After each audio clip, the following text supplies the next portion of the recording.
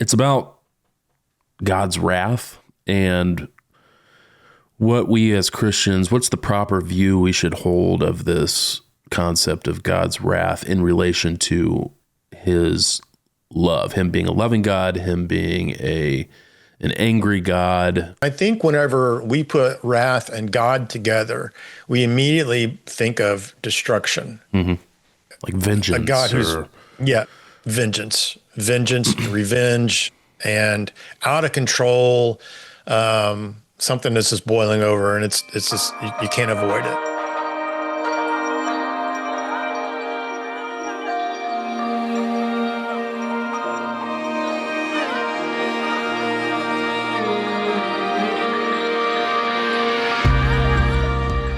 Welcome back to the Reology Podcast.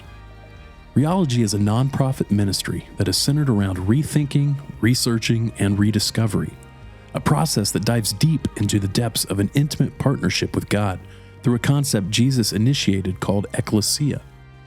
We strive to cultivate an environment that is not only safe to question and seek, but also one that is founded on the truths of partnership, words of hope that were uttered from the lips of Jesus himself. So in this podcast, we'll question Christian tradition, we'll investigate God myths, and we'll listen to those who are stirring, questioning, and desperately seeking more of what God is doing in and around us each day. Hey everybody, this is Scott Johnson with the Reology Podcast, and of course Reology as well. And that guy right over there, that's Brandon. Hey Brandon. Hey everyone. Glad to have you guys back with us. It's been a while.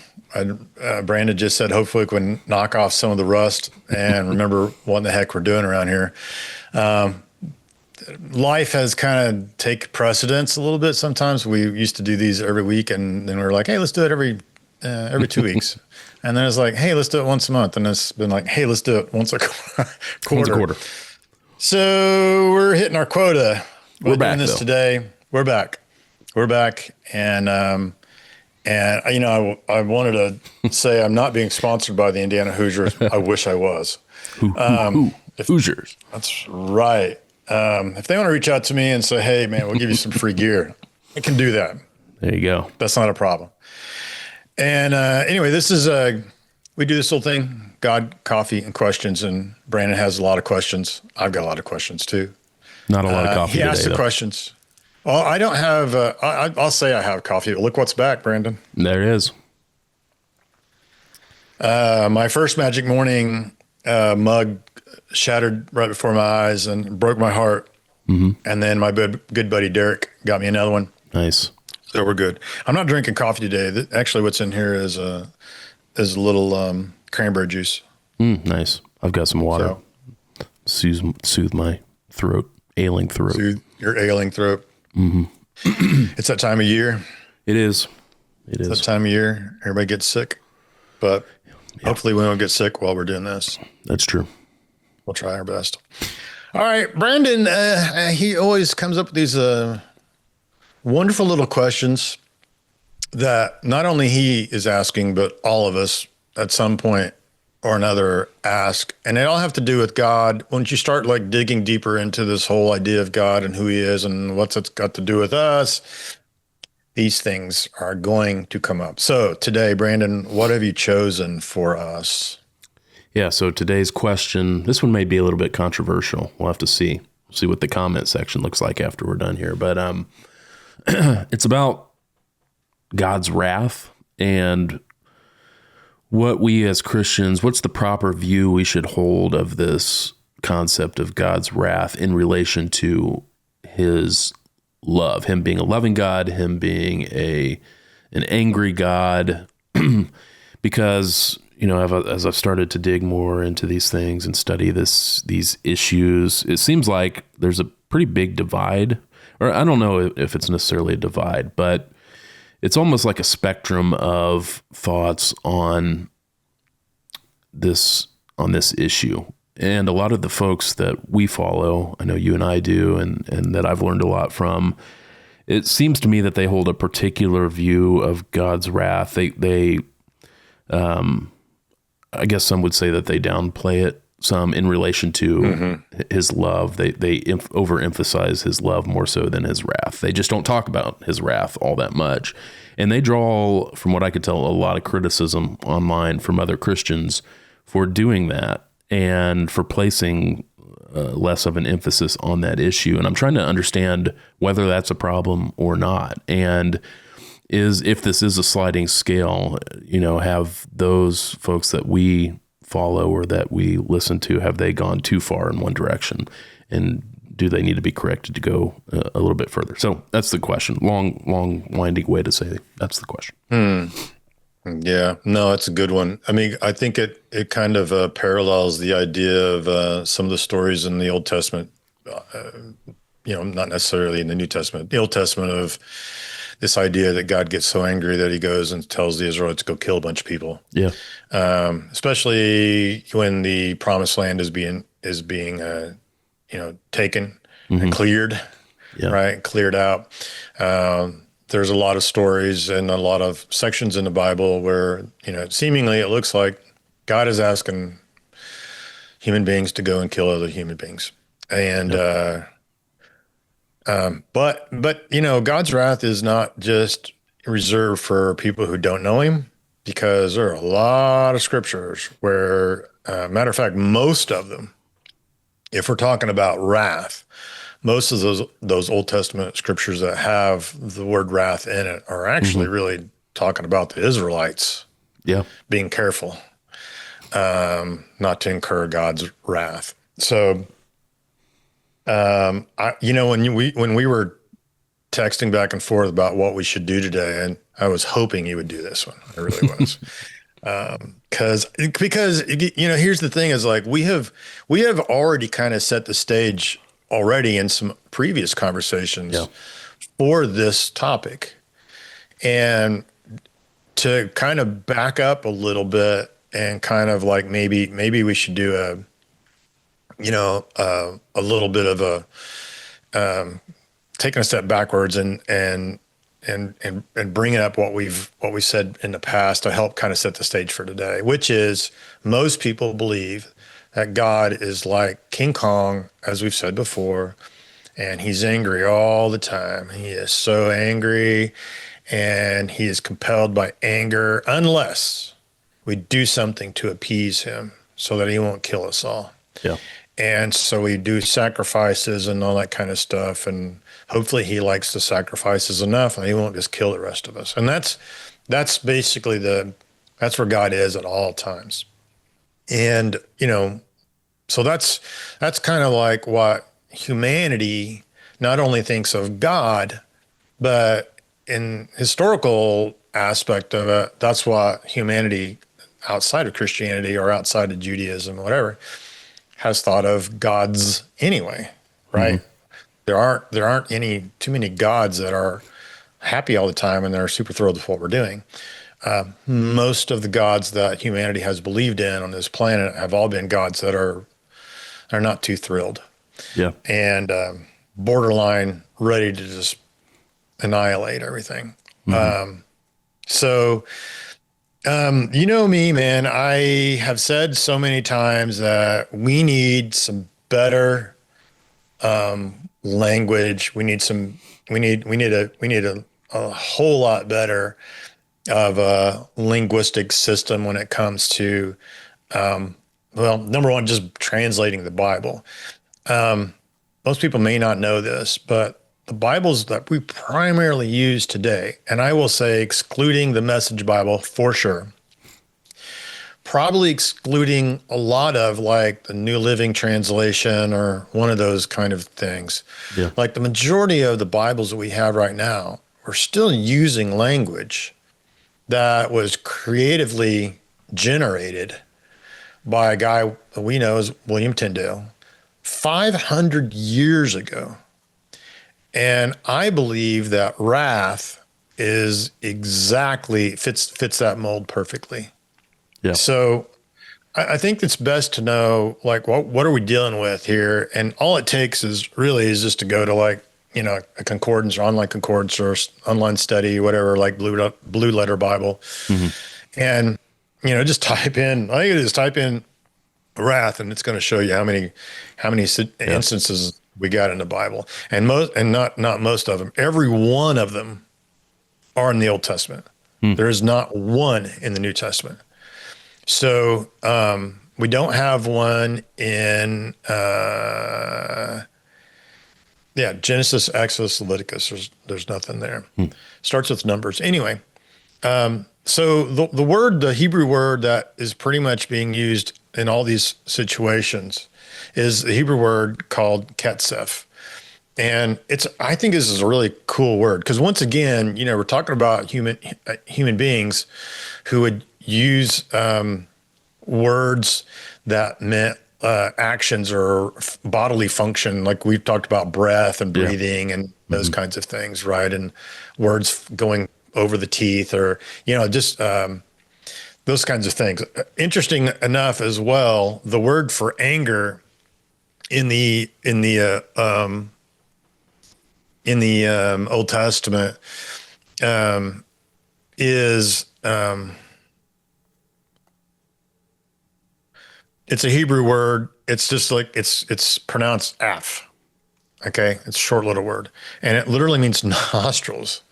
Right? It's like it's like flaring your Yeah. nostrils. Like that's anger. That's anger.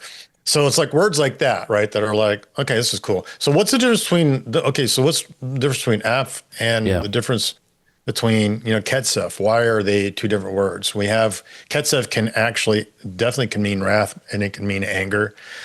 But its actual root form means a splinter, that something's been chipped off of something else, and it also can kind of lean more towards an idea of absolution, and so there's a lot of little different interesting things going on with just this word alone. And when we look at it in certain aspects in the scripture that it's being used for, anger can be a temporary emotion. It can be a short-lived emotion. I can be slightly angry at somebody or whatever. You don't typically have slight wrath, right? Yeah. Or I got a little bit of wrath. No, it's almost like anger boiled over into wrath. Yeah, And that's right. That's kind of the context. That's what you think of it And in the English. Yeah. it's exactly right. It's what we think of in the English. And I think whenever we put wrath and God together, we immediately think of destruction. Mm-hmm. We think of like, Like vengeance. a God who's, or vengeance, and revenge, and out of control, something that's just boiling over, and it's just, you can't avoid it. And I don't think that's exactly what's going on here. As I said, there are the situations that we look at where wrath has been used or talked about. A lot of them have to do with, as we said earlier, like Israel, and so God's own people. And it seems to me that I would say that wrath is in the word. We've used the word wrath to describe this Hebrew word, right? Ketsef. And to me, maybe one word doesn't really quite do it, because it doesn't really look as if like it is an explosion of anger. Mhm. It looks more than anything, it looks like it's definitely more along the lines of like a huge disappointment. Like I'm seriously disappointed. And when it is, when it is kind of combined with the idea of like absolution, because if it is a splintering kind of thought, a broken twig or a splintering or something is broken, it's also this idea of absolution, of trying to make something right. It's something breaks and fixing, all in the same idea. Yeah. And so for me, I look at it like God sees something broken and is determined to fix it, instead of anger that's boiled over to the point where he can't control himself, and here comes destruction. Because if that was the case, God had plenty of opportunities to destroy. Right there in Genesis, right, with Adam and Eve, he said the consequences of eating the fruit will lead to death. But then we see, by his grace, it doesn't lead to physical death. It leads to, a spiritual death, maybe, but not physical death. Right. So he could have just taken it out right then. Yeah. I mean, yeah, exactly. And so for me, as we've talked about before, the context of and this is what N.T. Wright will say, and he does this a lot, because he's probably one of the guys you and I are that you're talking about that gets grief. I know he gets grief all the time. Is that N.T. Wright doesn't really want to just answer one question directly. He wants to answer the question in the context of the full narrative. Yeah. And because if we just start looking at a couple of spots in the Old Testament and go, there it is, look at that. What in the world? This God, no, he hates, and he's judgmental, and he's temperamental, and, uncontrollable, unpredictable, and whatever. But yet you ignore the other 90% or 95% that shows, like, specifically, like I was talking to a coworker, and I said, if you ever read the prophets, the major and the minor prophets in the Old Testament, and she said, not really. And I said, it's a hard read. And she said, really? I said, yeah. You don't want to know why? I said, it's repetitive. Yeah. And she said, why is it? What do you mean? I said, it's repetitive because, primarily the time frame of the prophets is when, the two kingdoms of Israel, Judah and Israel, are about to be taken over, and then taken into captivity, exile, and everything is going to go bad, and it's going to go bad because they just couldn't quite live up to their side of the relationship with God and continue to just simply follow him. And so you have that, and then you have God saying through the prophet every time, it's not too late. Yeah.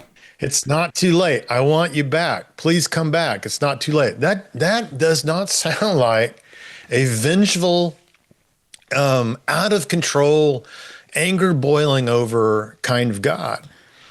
No, it's interesting. You mentioned N.T. Wright. I've heard him and Tim Mackey from the Bible Project respond to this criticism in the way that you're describing. They say, it's not that we are ignoring the topic, it's that we think it deserves the attention that the biblical authors give it. And so we give it the same amount of attention. Absolutely. And I would also probably add, like, because, if we kind of stick our toes in the water of the whole, why is God telling these guys to go and, kill everybody? There are, like, say, for instance, the first two, 1 and 2 Kings and 1 and 2 Chronicles. Kings and Chronicles are parallels of one another. It's basically history. It's an historical, account of primarily from David and David's reign on down to, like, the captivity, right? So they're historical records. Yeah, but chronicle. They're written from two different perspectives. Yeah. So one of the things that, like, I learned a couple years ago was that, like, the Kings are all written by the kings. And so when you look in there and you go, we went and destroyed our enemy, it's very poetic and exaltatory, right? To go, like, we went and destroyed them. Well, did they actually kill everybody? And the answer is no. So there's a lot of that kind of thing going on. Also, we talk about, like, because not only is it found in those kind of situations and in those books, there's a lot of it that's found in, like, the Psalms. And you've talked about this a lot, right? The Psalms are really more of a creative outlet for people. Most of these are songs, obviously, It's almost like, me and you like journaling, Right. through a tough time. Where are you, God? Why did you leave me? We say things like that. And the reality is like, it's not necessarily a truth about God Yeah. as much as it is a truth about how we are feeling at that time. And so, like, this is Psalm 38:1. Lord, do not rebuke me in your wrath, and do not punish me in your burning anger. God's probably going, who said I was angry? You know, yeah, you disobeyed me like several times, and you did have a man killed just to take his wife, and that's incredibly disappointing because I'm trying to make you into somebody else. But that's just from one. So it's like a psalm is from one perspective. So we can like really start like scratching off the list a lot of Yeah. different these like scenarios that pretty much modern Christianity, well, maybe not so much modern Christianity, but traditional Christianity at the very least in America, which has been, and you and I both know this, we've talked about it, the idea of judgment, right? Yeah. Of like one of Fire and these days, brimstone. yep, one day you will stand before the Lord, and what account will you give him? And I was asked that question not too long ago, and I said, it's going to be hard for me to answer that question because I just don't see it I don't going think it's down going to like play that. like it. Yeah. Nope. Nope. It's either I know him or I don't know him. And even though, yes, the shepherd separates the sheep from the goats, it's because the sheep are those who are willing to be led by the Right. shepherd, and the goats were not. And the sheep know the shepherd's voice; they know him intimately. And so in a culture where Christianity for America has definitely gone down the road, and hopefully is starting to come out the other side of this old Hellenistic Yeah. mindset of that, we're going to go to heaven or hell one day. And, and that also lends into the whole, how can God send people to hell? Yeah. Right. So there's a lot of that we could probably dispel pretty quickly. It also plays But into, I know the words may not be used in the New Testament, but you see a lot of folks that are making this contention point to Wright's and Mackey's thoughts on what's it called? Penal substitutionary atonement and what Jesus accomplished on the cross. And, Wright and Mackey and those guys will say it was out of God's love, for God so loved the world that he gave his only son. But then people on the other side will say, well, you're missing that what was actually accomplished was God pouring out his wrath on Jesus as a necessary thing to happen in our stead. And I thought N.T. Wright had a funny response to that. He said, the verse is God so loved the world that he gave his only son, not God so hated the world that he gave his only son. And so yeah, I don't know. It's just, I right. don't necessarily understand. I don't understand the arguments because some people on the other side will go so far to say that these guys are heretics for holding this view in their mind that God is overall a loving God rather than a vengeful or or God full of wrath or anything like that. But Yeah, they pretty much like hinge on the word just. yeah, He's a just God. And, which means that, hey, if some people deserve punishment, they deserve punishment. And,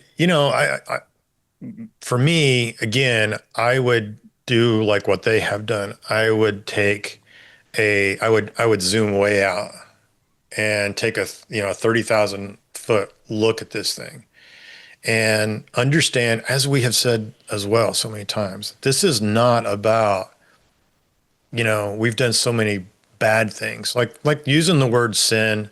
I mean, it's really hard for me to use the word sin. And just like with wrath, immediately it conjures up a specific idea. And 500 years ago, it probably would have conjured up a completely different thought. And the word sin may have conjured up something different. But today, in our culture, if we use the word sin, immediately we think of doing something wrong. yeah, And it's not necessarily so, like you just said, Adam and Eve were kicked out of the garden. And the reason why they were kicked out of the garden is because they broke their relationship with God. They cheated on God. And as we've said before, if this can be looked at more in the eyes of a marriage, because because if we do that, and then we look at the prophets, like I said earlier, and you see God saying, it's not too late. Come back to me. Come back to me. I mean, that sounds like a husband going like, I know what you did. It was horrible. It was Yeah. horrible, but I still love you and I want you to come back. And so for Jesus to be like the propitiation, right? Where it's like, it's not necessarily that we've done all these bad things and they've collected up and piled up, Yeah. right? And now all these things are going to go landing on Jesus. Jesus got to hold all these things and while he's Right. nailed to a cross. That is like really the wrong way to look at it. Yeah. I agree with that 100%. It's like Jesus, God so loved the world. And the reality is like, okay, so we have to remember that Jesus is God's son, but he's also God. He's God in flesh. And so the only way for God to really repair and mend the relationship is for him to come near, Yeah. right? And to be near and bridge the gap that we couldn't quite bridge. And so it's like Jesus talking about the prodigal son. It's that story in and of itself is a direct illustration for what we got going on. We were the prodigal son. We Yeah. left on our own terms. We left the relationship and we're out there. And the father then comes near. He goes to the front of to the road every day and he's waiting. And so, yeah, for me, I understand that where a lot of people are probably criticizing N.T. Wright and others is from a very old school. I mean, honestly, as you have said before, that Hellenistic kind of mentality that Plato pretty much kind of taught and whatever, is that like our souls are going to either go to heaven or our souls are going to go burn in hell. And Jesus has actually come to save our souls because we have done all these bad things that have tarnished the souls and has sent our souls spiraling down to hell. Yeah. And that's really not what it's. That's why N.T. Wright talks about that so far. Then we've talked about the nephesh, right? I mean, the soul Right. is the whole body, the whole identity. And not necessarily that I have a soul and that soul's going to go to hell one day, or as he also says, like, what are we going to do? Our souls are going to be like this free floating whatever, and we're going to go to heaven and sit on a cloud and play a harp all day long? No. There's a bigger story really going on here, and I think that argument comes from an old traditional mindset that is really just a short-sighted. If I had to steel man their argument, I think what it boils down to is they're saying, well, if you are taking the position that we can downplay God's wrath with no consequences, then that's a slippery slope to getting you to a point where you just say that there are no consequences for sin in the world at all. And so where does that leave us? I think that's what their argument would be, but seems like too simplistic of an argument to me. It seems that any rational mind could take a view of God's wrath that still harmonizes it with his love, and still, it's just crazy to me that they call that heretical to take that position. It just doesn't make any sense to me. Yeah. And once again, here we go again. It depends on their definition of sin. Right. Right. If they look at it as like we've done all these wrong things and there's no discipline from that. Come on. God is just, he's fair, and he is fair. But what we're saying is sin actually means separation, right? Yeah. Failure, as we've said before, that's what the word means. Failure in our marriage, right? We have cheated on God. And the thing is that God has come near now, and we now have a direct opportunity to allow God to reconnect the relationship and fix it. Yeah. right? The splintering and now the absolution, the fixing. And so and that's all done through love. But if we wanted to kind of talk a little bit, on if we go a little bit to their side about being just and fair, what we've said also is that, there is coming a point where Jesus is going to complete everything, right? And the blueprint that was created in Genesis will be eventually recreated at some point. Well, there will be people who have said, yes, I want to be a part of that, like we have. Yeah. We have said, yes, I want to be a part of that. I understand what the partnership's about. I understand what you're trying to do here. I understand that Jesus came to repair this partnership, the relationship. And I say, yes, I want to be partners with you. I screw up and I do all kinds of stupid stuff all the time. But that's not what the relationship's built on. It's not built on one strike and you're out, or two strikes and you're out, or three strikes and you're out. It's a marriage. I'm committed and you're committed.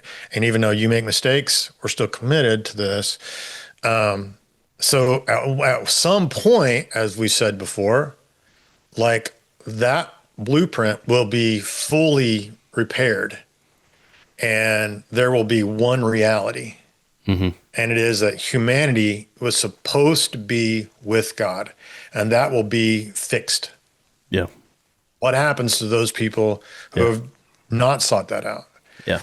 And so that might be helpful for those people to go, oh, there's the just part. Yeah. Right. There's the just part, because that is just and that is fair, but it's less to do with a judgment. Oh, what did you do for me? Okay, cool. Let me take a note of that. You did that. Oh, that's right. And you did that. Well, that's not bad. That's a pretty good resume. Come on in. And you, you only did this and did that. Well, that's not quite enough. And you're gone. No, it's like you either know him or you don't know him. It's pretty simple. And, and so maybe that might be a little bit of the just part, but really it's really just very, very simple, that Jesus is looking for people who want to know God intimately. Yeah. And that's it. That's it. And if you don't want to know God intimately, or you don't believe in that whole deal and whatever, then, there isn't a second reality for humanity.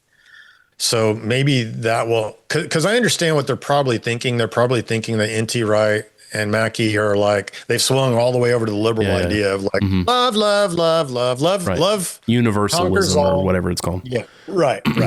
Yeah. Love conquers all. Love wins.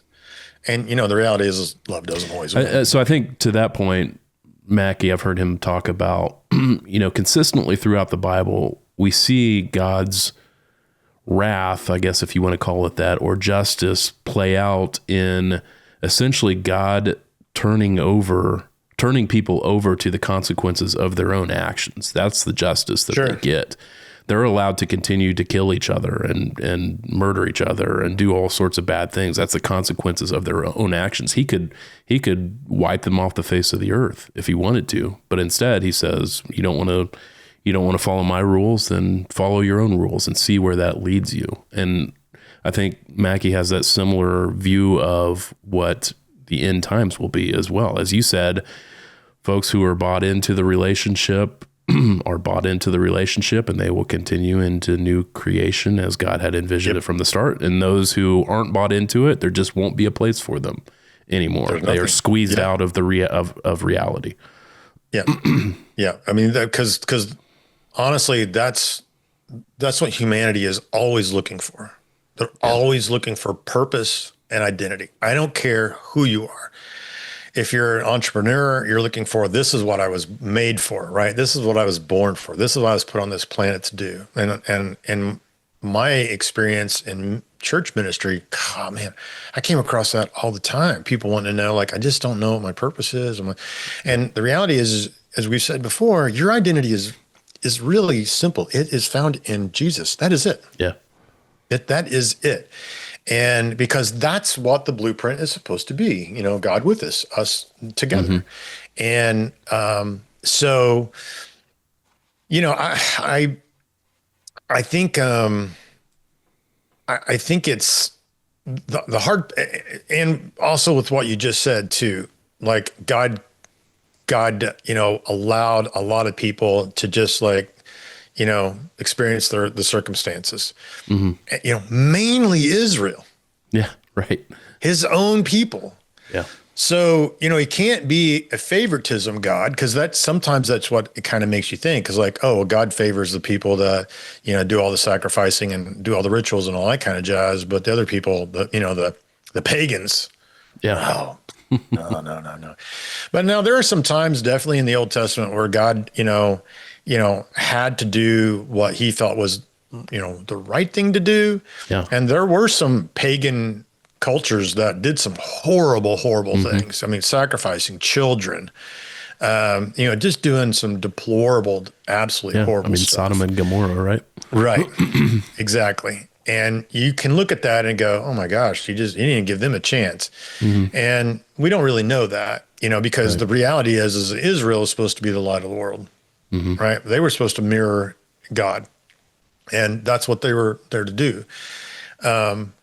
So, there are definitely moments where in the Old Testament, obviously, where God has to do what he feels is the right thing to do.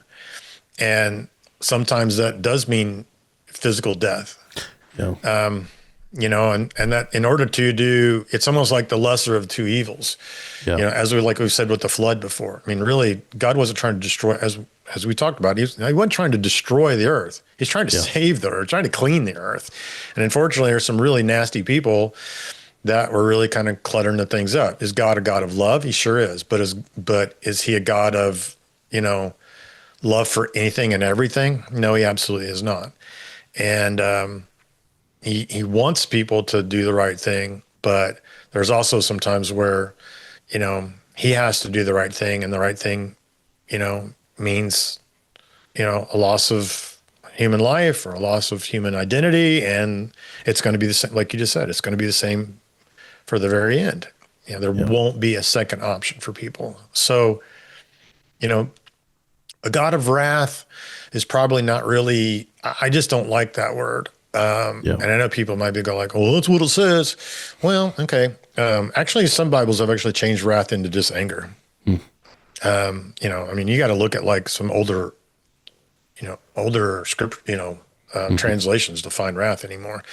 But, is God a God of wrath? The Hebrew word here indicates that he's probably more of a God of, of things splintering and figuring out how to, fix them, bring them back together, resolve and absolve a situation the right way. From the whole Rheology team, we hope these podcasts are encouraging and educational. Rheology exists for three main reasons: to reach, train, and equip those who want to go deeper with God in this partnership called ecclesia. If God has been stirring in your heart, where you are wondering if there's more than what you've been experiencing in today's 21st century Christianity, we'd love to connect with you, to hear your story and help you know that you are not alone. You can simply contact us via the website, rheologylife.com, or reach out via Instagram at rheology_life. Thanks, and we'll see you next time.